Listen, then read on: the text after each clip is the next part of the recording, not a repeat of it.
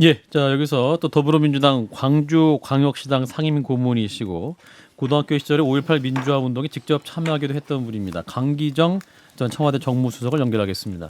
수석님 안녕하세요. 네, 안녕하세요. 예, 자 오늘 아침 전두환 씨 사망 소식 듣고 어떤 생각 드셨습니까?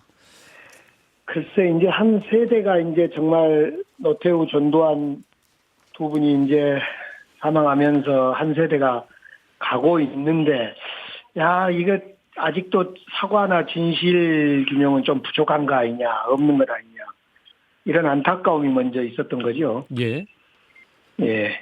예, 그리고 하필 또 다음 주 월요일에 고 조비오 신부에 대한 사자 명예훼손 혐의에 대한 그 전두환 씨에 대한 항소심 예정돼 있었잖아요.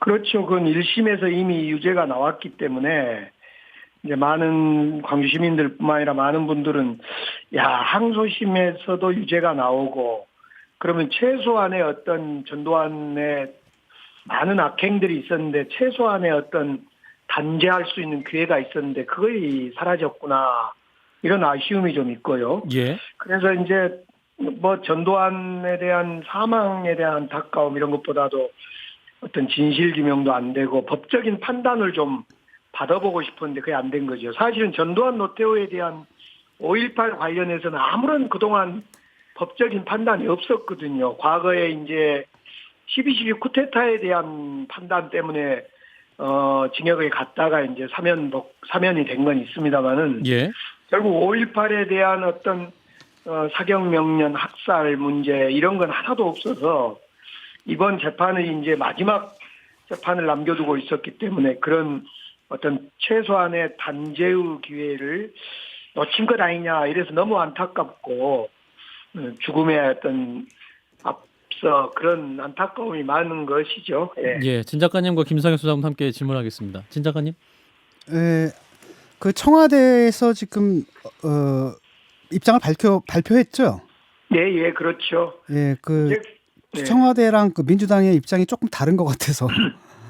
청와대는 기본적으로 이제 노태우 전 대통령과 전두환은 구별돼야 된다.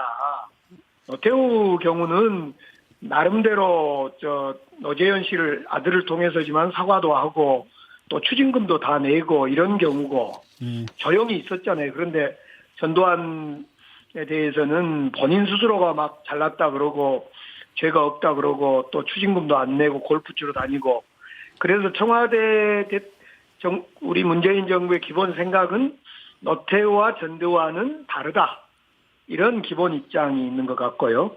그래서 노태우에 대한 조문은 하고 전두환에 대해서는 달리 생각한다.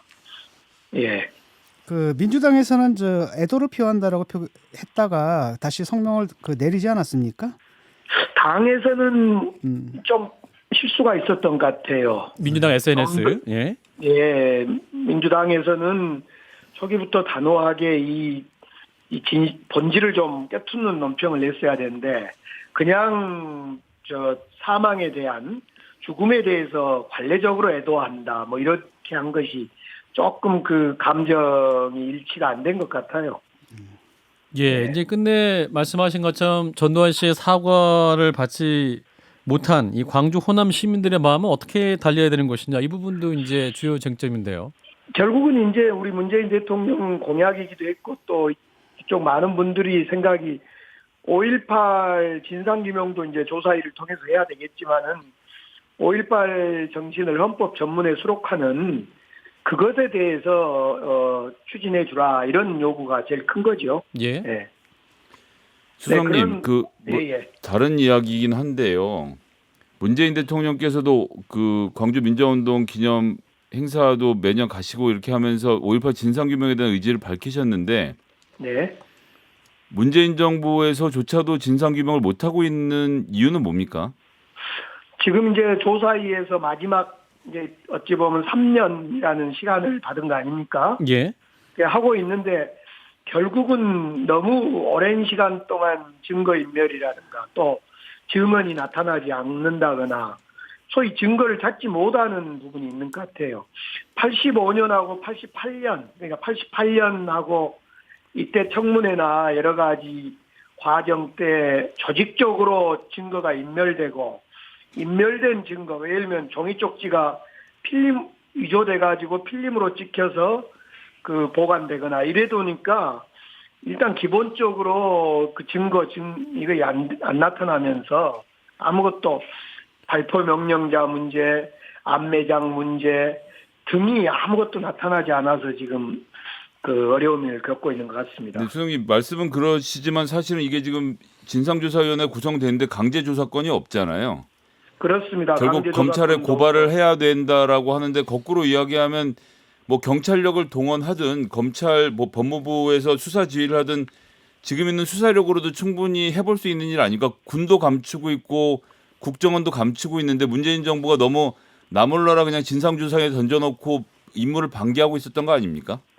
국정원 자료는 박지원 원장이 특히 원장 취임하면서 적극 합조하겠다고 했고 저도 청와대에 있을 때 개인적으로도 5.18에 대해서는 저하고 한 몸이어서 관심을 많이 갖고 좀 봤습니다만은 예. 현재 국정원에서 어떤 자료가 있다거나 현재 그런 건 없는 것 같아요. 그래서 미국에 있는 기록물이라든가 지금 비공개된 걸 공개한 기록물이라든가 또는 국정원 자료, 군에서 가지고 있는 자료 등을 충분히 봤는데 아직까지는 만족할 만한 어떤 자료를 확보를 못하고 있는 것 같습니다. 예, 알겠습니다. 앞으로도 좀 밝혀야 될 과제들이 많이 남아 있는 것 같고요. 마지막으로 좀 질문을 드리면 그 대선 후보들마다 좀 입장이 좀 약간 차이가 있었던 것 같습니다. 이재명, 안철수, 심상정 후보, 또 윤석열 후보 등의 그 사망에 대한 입장 보시고 어떻게 느끼셨습니까? 결국 윤석열 후보가 뭐 조문을 간이많이 오락가락했던 걸 보면 결국 지난번에 광주에 와서 뭐 사과한다 이랬던 건 결국 쇼였던 것이 다시 밝혀진 것 같고요. 그때도 광주 올 때 진짜 전두환 정치가 좋은 정치냐 아니냐를 말해라. 이런 요구를 수도 없이 했는데 그 말은 않고 당시에 그냥 사과하러 왔다. 그래서 성명 하나 입고 갔는데 역시 윤석열 후보는 그런 부분에서 진실되지 못한 것 같아요. 전두환 정치에 대해서 당시에 사과한 것도 형식적이었던 것 같고 이번 그 조문 오락가락 한 것도 보면 역시 그걸 반증한 건 아닌가 싶습니다. 예, 수석님이 시간이 없어서 네. 여기까지 말씀 듣겠습니다. 고맙습니다. 감사합니다. 네. 네, 강기정 청와대 정무수석이었습니다.